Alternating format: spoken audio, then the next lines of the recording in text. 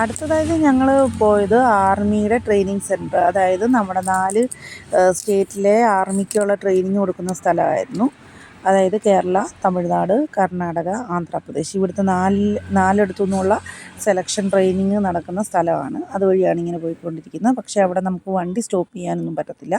വണ്ടിയിലിരുന്ന് photos videos എടുക്കാം. ചില view പോയിൻറ്റിൽ അവിടുത്തെ നമ്മുടെ കൂടെ വന്ന ആൾ വണ്ടി ചെറുതായിട്ട് സ്ലോ ചെയ്തിട്ട് നമുക്ക് അവിടുത്തെ ഡീറ്റെയിൽസ് കാര്യങ്ങളൊക്കെ പറഞ്ഞു തരും.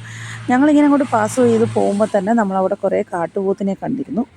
നല്ല ശക്തിയായിട്ട് അതിങ്ങനെ നടന്നു പോകുന്നതായിട്ട് കണ്ടു. പിന്നെ അതിൻ്റെ ഇടയ്ക്ക് കൂടെ ആൾക്കാരൊക്കെ നടന്നു വരുന്നതായിട്ട് കണ്ടു. റോഡുണ്ട്, പക്ഷേ സ്റ്റോപ്പ് ചെയ്യാനും മറ്റു കാര്യങ്ങളൊന്നും നമുക്ക് പറ്റത്തില്ല.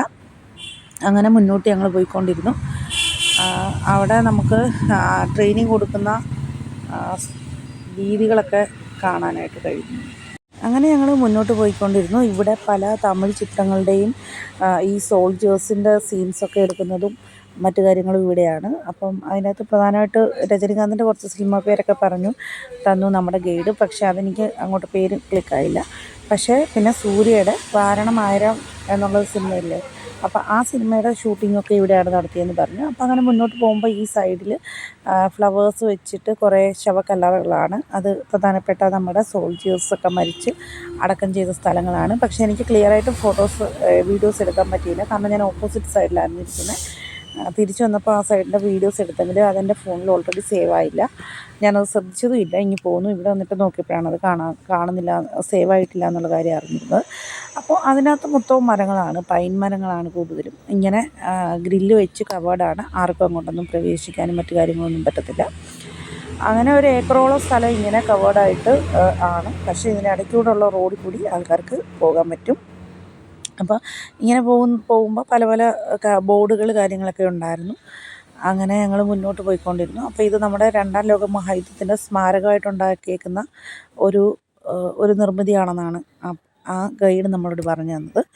അതിനെക്കുറിച്ച് ഡീറ്റെയിൽസ് കാര്യങ്ങളൊന്നും നമുക്കറിയില്ല. അന്നേരം കേട്ട ഒരു ഇതാണ്. അതിൻ്റെ ഓപ്പോസിറ്റ് സൈഡിൽ ഒരു മിസൈല്, പിന്നെ പീരങ്കികൾ, അങ്ങനെ ഓരോന്നും അവിടെ നിർമ്മിച്ച് വെച്ചിട്ടുണ്ട്.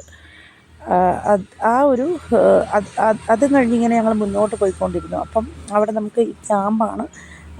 ക്യാമ്പിൻ്റേതായ കാര്യങ്ങൾ നമുക്ക് കാണാൻ പറ്റും. അങ്ങനെ പാർക്കിങ്ങും അതിൻ്റെ ഓഫീസേഴ്സും കാര്യങ്ങളൊക്കെ കവർ ചെയ്ത് ഞങ്ങൾ മുന്നോട്ട് പോയി. പിന്നീട് നല്ല വിജനായിട്ടുള്ള ഒരു പ്ലേസാണ്, പക്ഷേ അതും കവേർഡാണ്. അതിൽ 2 ഗ്രൗണ്ടാണ് കാണുന്നത്. ഒരു ഗ്രൗണ്ടിൽ ഹെലികോപ്റ്ററൊക്കെ വരുന്ന പ്ലേസാണ്, മറ്റേത് ട്രെയിനിങ് സെൻറ്ററുമാണ്. അപ്പോൾ ഓപ്പോസിറ്റ്സ് ഈ ഒരു ഭാഗത്ത് കാണുന്നത് ഹെലികോപ്റ്റർ ഇറങ്ങുന്നതാണ്. കാരണം എയർപോർട്ടൊന്നും നിയർ ആയിട്ടില്ല, ചെന്നൈ എങ്ങാണ്ടാണ്. അപ്പോൾ അത്യാവശ്യ ഘട്ടങ്ങളിൽ ആൾക്കാർ വന്നിറങ്ങുന്ന സ്ഥലം കൂടിയാണ്. ഈ ഗ്രൗണ്ട് കഴിയുമ്പോഴത്തേനും ഒരു വലിയ കവാടമുണ്ട്. ആ കാണുന്ന കവാടം അതുവരെ ഉള്ളൂ ഈ ക്യാമ്പിംഗ് സെൻറ്റർ. അത് കഴിഞ്ഞ് നമ്മളതിന് പുറത്തോട്ട് പോകും. പുറത്തോട്ട് പോകുമ്പോഴത്തേനും ഫോറസ്റ്റ് ഏരിയയാണ്.